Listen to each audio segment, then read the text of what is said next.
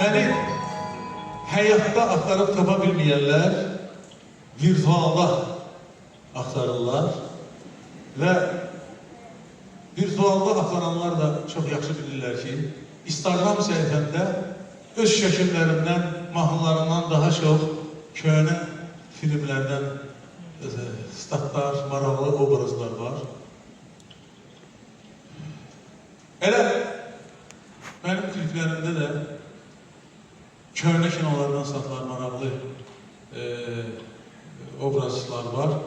Çünkü ümumiyyətlə hər mahnının, hər klipin öz süjet xətti, öz hekayəsi olmalıdır.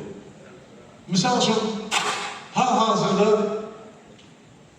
Sovetski artıq yoxdur, Sovetski düşəsi demək olar ki, yoxdur. Amma biz o Sovetskinin 75 illik tarixini 5 dəqiqəlik bir filmdə, klipə sığışdırmışıq.